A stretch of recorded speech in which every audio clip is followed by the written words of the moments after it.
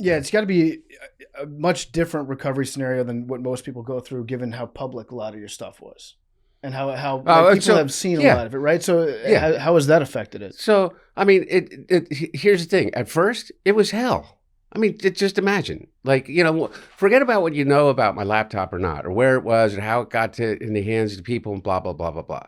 Just know this: is that 22 years of my digital footprint, everything that was deleted, everything that had, my cloud over 22 years was dropped in the hands of literally my worst enemies, who then disseminated it for a 5-year period of time on the largest platforms available to human in human history.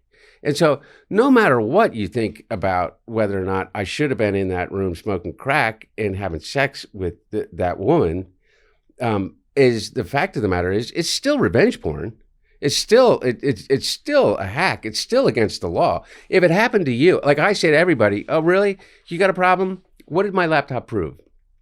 My laptop literally proved nothing other than I was an addict. There's not a single piece of evidence from that laptop that was ever, in 7 years of investigators from the Department of Justice, from the U.S. Attorney's Office, from things, and like there's not a single thing that I was ever indicted for or that came from the laptop. What came from the laptop was an enormous amount of personal embarrassment of a 3-year period of time in my life. And no matter what you say, as I say to people, like, okay, you think that's okay? Even if it was me, if you hate me, think that's okay? Give me your phone. Show me your iCloud. Yeah. No, you know what? Let me see your dick pics. Yeah. Let me see the ones that you erased. Let me see the ones that were sent to you. Let me see the email that was taken. Dick pics would be tough. The ones that you don't want to see my dick pic. Bad angles. No, for real. Let me see the email taken out of context from 10 years ago, or the text message to your mom in which you were in an argument and you said something mean to her. She said something mean to you. Let me see your iCloud. I've got one question about the laptop, irrespective of its contents. Yes. And if you've answered it, I apologize. I haven't seen you answer this. Yeah. You dropped it off at the place, right? The laptop repair place. You didn't. Okay. Here, just get this straight, all right? Is that number one, that's a giant red herring of anything, all right? But number two is this. The laptop repair shop owner is legally blind.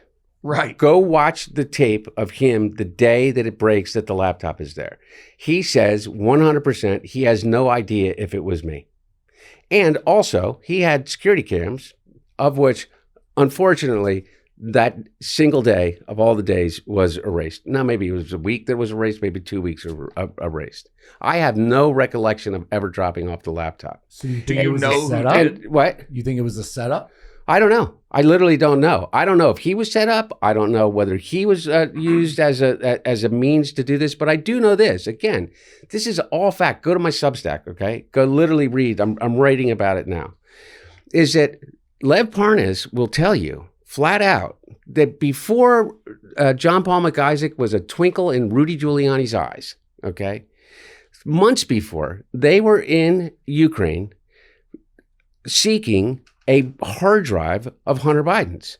They were going to a guy named Dmitry Firtash, and they were going to pick up the Hunter Biden laptop hard drive in Austria, where he is awaiting extradition to the United States. This guy Firtash, a Ukrainian-Russian billionaire, who was offering them the laptop. Go read the Time magazine article of which they were saying that in Ukraine there was a Hunter Biden laptop being offered for sale, and on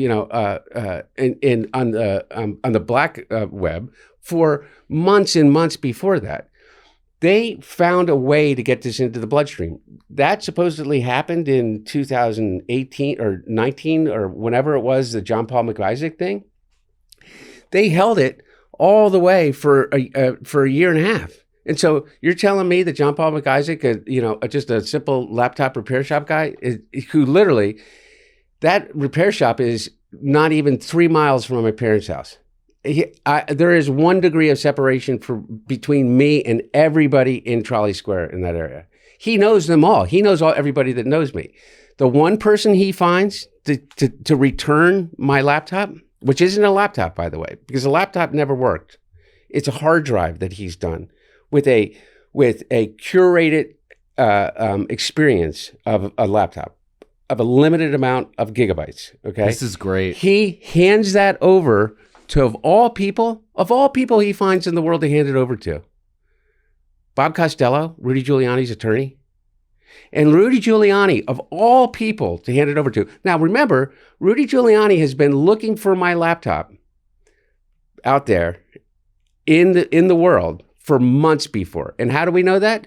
Because Lev Parnas testified under oath before Congress and in a written statement to say that he was looking for the laptop. I don't think Rudy covered his tracks that well at the time either. God, he was like taking pictures overseas. Yeah, and so what? By the way, what does Rudy do? Okay, they hold it. They curate the experience of the hard drive that they've been getting, and they take in a whole host of other digital material. By the way, like look at some of those pictures. They weren't taken by me. Like I'm sleeping. I didn't take a selfie when I was sleeping. You know, I mean, there are, and by the way, I'm not denying a lot of the pictures, but what did Rudy do when he got, when he broke the October surprise? Now they've had it for a year. Okay. The big surprise was going to be that I was a crack addict because that's what it showed. But what I had done, I had gone right in the early when I was recovering, it met somebody named Adam Entos, who was a writer for the New Yorker. And he ostensibly started to interview me about Ukraine. And you know what? I, for some reason, trusted the guy, and I just opened up to him, and I told him everything. The first call that Adam Entos got after that article came out, in which I admitted to my crack addiction in early 2019, before my dad was even remotely going to win the nomination, is the first call Adam got, I believe, was from Steve Bannon, who said, you motherfucker, you scooped us. They had already had the laptop. They had already had those pictures. And then Rudy got them, and he went with Bernie Carrick, and he stood on the steps of the Newcastle County Police Department in Wilmington, Delaware, at the courthouse. And he held a laptop, which, by the way, there is no laptop. He had a hard drive. He had a thumb drive that he put on a hard drive. He holds a laptop up, and he said, "This laptop has evidence of images of underage and inappropriate contact of Hunter Biden with underage women, girls," which is a complete and utter fucking lie. And how do I know it's how can I prove it is? You can go. It's all there. Everybody. You can still access my laptop. The entire digital footprint of my laptop is completely disseminated on the internet. Everything, every image, everything. But he went and he did exactly, literally what Putin did to all of his people, all of the people. Because what's the one theater?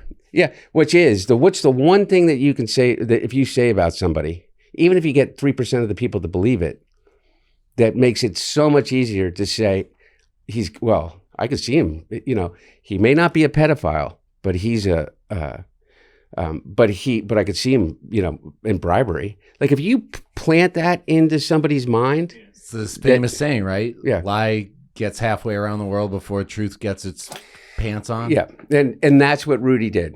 And so that is what, and remember the whole debate about,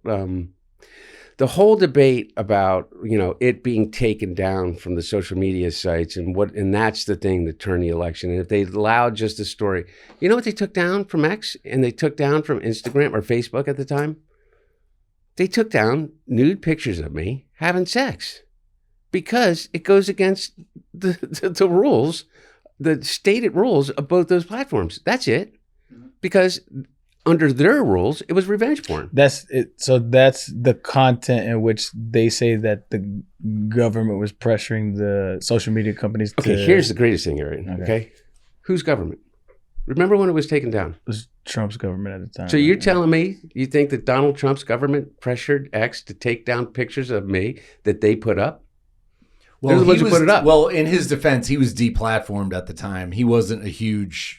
I think deplatformed. Twitter wasn't a huge fan. Yeah, right? But by the way, I don't disagree with that. Okay, he got platformed in 2021. I don't disagree with that. What I'm saying to you, this is in 2020, right before the election, for a 2-week period. They take down the New York Post story because it contains images of me nude with unidentified women. That's why they take it down. Okay. And the question Arian had was, well, that's the government pressure. And all I'm saying is that no, Trump's government did not pressure X to take down those pictures. It wasn't. It was literally the internal policy of X, of Facebook, of every social media platform at that time. It's like, for instance, if you or Arian, if New York Post or anybody put up nude pictures of you with anybody, they would immediately get taken down. Even in today's atmosphere, you'd be able to call up and be able to say to Elon, like, this is revenge porn. By the way, Melania Trump got a law passed in Congress just like 7 months ago, which makes revenge porn, which there's a lot of state laws disparate state laws, it makes it a federal crime. You're not allowed without the consent of somebody else to be able to, publish a picture on any platform for any reason of them naked or, without their consent. Was there anything on the laptop that you were proud of that you were upset didn't get enough attention? It's like, hey, I got my novel on here and nobody bothered to talk about like the good stuff that I had written on there. Some of those videos were pretty good. Why aren't you talking about all the good stuff? I'm just saying, I mean, I haven't necessarily gone back to look, but I understand that. But no, so here's what I'm proud of that. Okay. I'm proud that there is not a single email that you will be able to find. There's an email to me, like, hey, 10% for the big guy, all that bullshit. You know when that happened?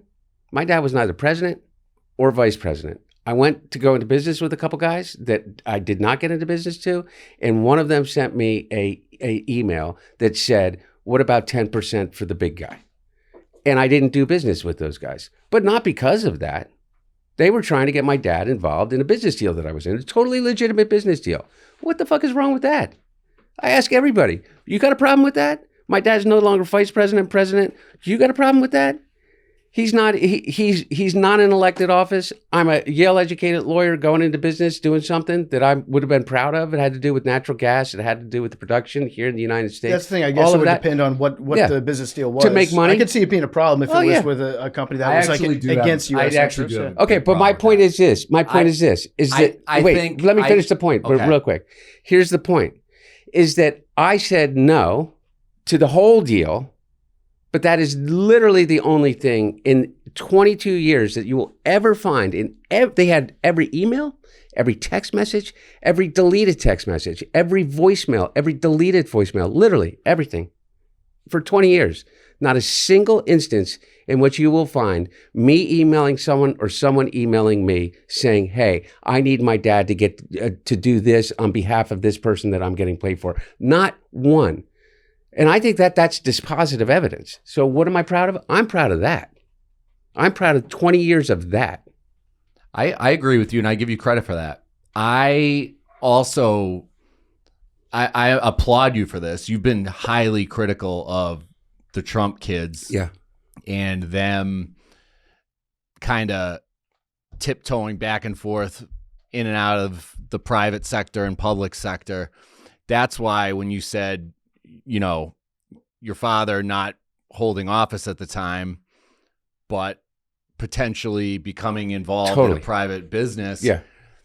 I mean, totally agree, Dante. To me, I think this is like A1 issue of what is wrong in Washington, D.C. right now. Totally, completely, 100% agree with you. The revolving door of Washington, D.C., the people coming in and out, the David Axelrods of the world, who went to work for Obama and then for a year, and then he comes out for a year and he represents everybody in campaigns internationally, and then he comes back into the White House and that. So it's not just Republican or Democrat. The thing about the Trump boys now is they hold and never held any government position. However, they have now gotten over $3.9 billion in Department of Defense contracts. I refuse to call it the Department of War. Department of Defense contracts in the last 18 months. It's like me and Twitter. And he just started the company, right? The company. I think it went live like 6 days before inauguration. Insane. Okay, Insane. Get this. Jared Kushner, who holds no government position, no elected position, no Senate confirmed position, is our liaison to the Middle East while he is being paid not $1 million, not $2 million, not $3 million, over $110 million in fees by the Saudis, who we just granted authority or authorization to go forward with the nuclear program, enrichment program, that we're in a war with in Iran for them having. Okay? $6 billion into a fund. And he's never been, all this Hunter Biden, no experience. What the hell does he know about? I'll tell you what I know about. I was goddamn, not only a Yale-educated lawyer, but I worked in corporate governance. I was on 14 different boards before I joined the board of Burisma. I literally taught this at Georgetown University School of Foreign Service, the best school of foreign service in the world. I was on, he has his real estate license, though. Do you? Yeah. There you go. Do you? No, I don't have the real estate license, and they probably would have taken it from me if they did. But my point is this is not me playing victim. This is this. What I take responsibility for, it was fucking stupid. I was out of my mind at the time with grief. It was like my brother was going through it. I didn't think my dad was ever going to run for anything again. So I joined the board of this company. The moment I joined it, I put out a press release and a public statement of why I was doing it. I thought my dad had a year left as vice president. I didn't think he was ever going to run for anything ever again. I thought we were done. I thought as a family, my brother was literally on the verge of death's door. It's a death sentence when he got it, and I thought it was a way for me to be able to not struggle, to be able to figure out how I could spend time with him and get paid. And I never did a single thing for them that involved my dad. Not a single thing. However, I left open this giant hole for people to walk through, and it was stupid, and it was antithetical to at least from my 45 years of my experience of being around my dad and how I conducted my business. It was stupid.